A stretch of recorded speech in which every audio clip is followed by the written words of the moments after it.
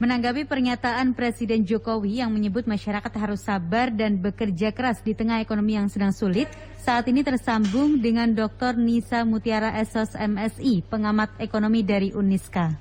Pagi Bu Nisa. Pagi Pak Romi. Alhamdulillah nyambung dengan Bu Nisa. Bu Nisa, Presiden ya, minta... Mas Pak Romi. Panggil Mas saja. Mas saja. Inje. Jadi gini, Presiden kan minta pelaku usaha sabar, tetap berusaha dengan keras di masa pandemi semacam ini. Tanggapan jenengan, Bu Nisa? Sangat setuju sekali. Iya, saya setuju sekali karena saya juga merasakan sekarang ini memang saatnya untuk bersabar lebih keras lagi, bekerja lebih keras lagi. Ya. Tetapi apakah boleh begitu ya? Apakah wajar kalau seorang presiden minta masyarakatnya sabar dulu sementara di lapangan masyarakat benar-benar kesulitan gitu? Ya boleh, kan namanya pemimpin itu kan menenangkan. Iya, fungsi pemimpin itu tidak hanya memerintah. Jadi harus bisa memberikan teladan, memberikan petuah gitu untuk bersabar. Karena bersabar itu tidak sulit. Maaf, maksud saya bersabar itu tidak mudah. Kan kondisi kita kan sudah lockdown Maret. Jadi kita sudah 6 bulan ya untuk pandemi ini. Tetapi silakan. Pemerintah itu kan sudah berusaha sangat keras. Berbagai untuk program MKM, bantuan. Ya, banyak yang sudah dilakukan. Mulai dari bantuan COVID di desa-desa sudah cair sejak bulan Juni. Terus ini mau ada bantuan MKM 28,8 triliun. Nah, ini sudah nikmat apa yang kita dustakan gitu, ya kan?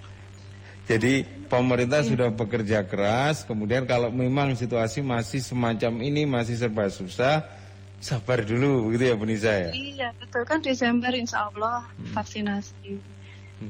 Kurang sedikit. Bu Nisa, tetapi ini bukan pertanda putus asa, bukan pertanda menyerah kan? Bukan, harusnya bersabar itu ujian. Ya, sesungguhnya bersama kesulitan ada kemudahan. Jadi bukan terus kesulitan setelah itu kemudahan, tapi justru bersama-sama momennya. Ya. Menurut saya kok ada yang survive ya usaha. Begitu ya? Nggak harus, maksudnya nggak semuanya turun gitu. Kalau saya lihat kok orang-orang yang bekerja dengan keras dan berkolaborasi itu kok bisa survive. Lebih gitu, bisa survive. Iya, berkolab. Jadi dengan mungkin biasanya jual minuman, sekarang minuman dan bakso. Gitu. Ya. Jadi berkolaborasi. Berinovasi, berkolaborasi. Betul. Ini satu ya. Iya, terus sama bergabung. Jadi dia itu seperti membuat paguyuban, jualan barang-barang, terus memakai sebuah aplikasi yang memudahkan mereka untuk menjual. Nah ini kan sebuah inovasi, kreativitas di balik kesulitan. Dari ya kesulitan kan? Itu muncul upaya-upaya kreativitas untuk lebih berdaya, begitu ya Bu Nisa? Betul. Jadi kayak sangat status. Dulu statusnya rekreasi, sekarang statusnya jualan. Produktif saya ya? Saya justru melihat survival ibu-ibu terutama ya. Iya. Teman-teman, yang dulu nggak jualan, sekarang jualan. Iya. Teman-teman, saya sedang bersama Dr. Nisa Mutiara SOS MSI, seorang pengamat ekonomi dari Uniska. Kalau saat ini, menurut Anda, situasi ekonomi Indonesia seperti apa, Bu Nisa? Kalau dibandingkan yang lebih buruk, kita harus bersyukur. Karena kalau kita lihat pandemi yang mempengaruhi ekonomi itu India itu kan sekarang juga sudah memperbaiki diri. Nah, kita kan sebenarnya nggak parah-parah banget. Pemerintahnya itu nggak sampai yang kayak India, lockdown sangat gitu. Kita kan masih kayak orang itu setengah ya, boleh berusaha tapi jam sekian harus tutup gitu. Jadi kita harus bersyukur sekali pemerintah itu keras, disiplin, tetapi tidak memutus usaha orang untuk mencari nafkah. Gitu. Tetap bisa berusaha meskipun serba terbatas, begitu ya Bu Nisa? Betul. Jadi misalnya yang kafe biasanya bisa tutup jam 3 pagi, jam 2 malam. Sekarang jam 11 sudah tutup. Yeah. Kan mengurangi pendapatan. Yeah. Tetapi di balik itu kan memang kondisinya memang harus seperti ini. Jadi bersabarnya itu mungkin di situ. Jadi antara menyelaraskan antara kondisi ya pendapatan yang masuk, nah dengan pengeluaran yang ada. Jadi bersabarnya itu menata hati, menata pikiran. Nah bekerja yang keras, ya kolaborasi tadi, inovasi. Ya, lebih banyak menggali. Luar biasa, Bu Nisa. Ya. Kalau jenengan perhatikan begitu ya, kira-kira kalau pandemi begitu ya selesai hari ini, ya. Terus kemudian berapa lama kita Indonesia ini bisa pulih lagi dalam hitungan waktu kalau bisa jenengan prediksi, Bu? Saya itu dari kemarin itu sudah cerita sama anak-anak saya itu. Kita itu kan bangsa yang baru ada.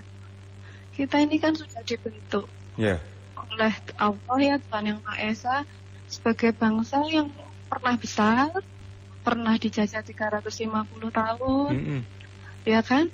Terus memiliki kekayaan alam yang luar biasa. Nah, bagaimana dengan tahan bantingnya? Seberapa kuatkah kita? Ya kuat sekali, saya bilang. Lah 350 tahun kita kayak cucian dikom gak teles kok. Orang Jawa juga masih, mbah-mbah kita ya, ini masih ada garis keturunan gak hilang dengan begitunya. Itu harus budaya kita ingat terus ya Bu ya. Iya, jadi kalau kita tanya apakah kita akan segera pulih, insya Allah. Kalau saya merasa itu, terutama karena saya dosen ya, saya lihat optimisme mahasiswa, terus bagaimana dia mengikuti kuliah daring itu sudah menunjukkan kita punya bangsa yang mudah sembuh. Tidak gampang patah begitu ya. Betul. Jadi seperti saya juga mengalami sebagai mahasiswa di krisis moneter 97-98. Sangat jauh berbeda dengan apa yang kita alami sekarang. Mahasiswa sekarang itu masih bisa beli kuota, masih bisa beli kopi sama temennya. Masih bisa pesan GoFood. Lah sekarang dulu saya itu bayar SPP sama bayar kos aja udah nggak bisa. Nah pemerintah sekarang itu sudah sangat bagus dibandingkan. Jadi kita tuh kalau ada Sri Mulyani bilang resesi kok, saya bilang kita tuh saat ini sedang menata bersabar tadi. Jadi nggak ada PHK tapi dibuat shift-shiftan, belajar kerja 15 hari tidak. Jadi pengusaha pun kompak untuk tidak ada PHK gitu di bawah naungan pemerintah. Jangan sampai resesi ini larut-larut atau justru jangan sampai krisis, jangan sampai resesi yang sebenarnya. Masih ada upaya untuk bertahan, terus menata keuangan, menurunnya laba itu oke, tapi penjualan tetap lumintu dan lain-lain gitu. Ini yang harus kita tegaskan bareng-bareng untuk tetap optimis begitu ya Bu Nisa ya? Iya betul. Karena kalau bersabar itu memang tidak mudah. Jadi memang paling sulit takaran seseorang itu bersabar. Kalau memaafkan itu belum tentu orang sabar. Tapi kalau orang sabar pasti bisa memaafkan. Itu dia. Iya, makanya tidak mudah. Makanya mungkin tulisan tadi itu Pak Jokowi bilang bersabar, kok enak ngomong bersabar gitu ya. Tapi nggak salah itu. Itu menenangkan. Iya, menenangkan kita semua yang kebetulan saya juga punya usaha. Jadi saya bisa merasakan sulitnya. Cuma kalau menurut saya kok Allah itu maha mengetahui dan maha kaya. Jadi kita nggak perlu terlalu berlebihan takut akan kemiskinan karena itu adalah setan. Gitu. Artinya tetap berusaha bersyukur. tetap berusaha. Sama jangan lupa bersedekah. Oh iya, berbagi.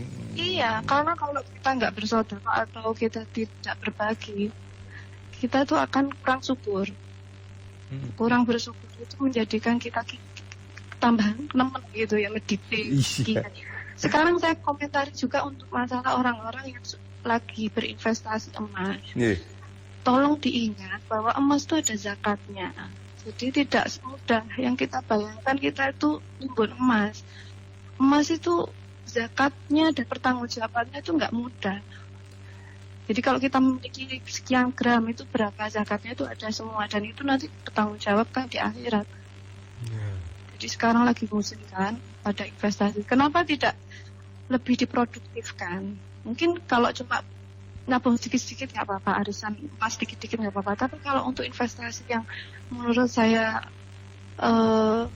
terlalu banyak gitu ya, mendingan kok dibuat yang lebih produktif atau sedikitlah berbagi dengan yang sedang lain. Kesulitan gitu. Baik kalau begitu. Okay. Bu Nisa, terima kasih ilmunya, terima kasih Mas waktunya Romi. untuk Radio Andika. Ya. Terima kasih Mas Romi, semangat buat semuanya. Tetap semangat kalau begitu. Sehat selalu. Pangestunipun inggih, terima kasih Dr. Nisa Mutiara SOS MSI, pengamat ekonomi dari Uniska. Radio Andika, informasi dan solusi.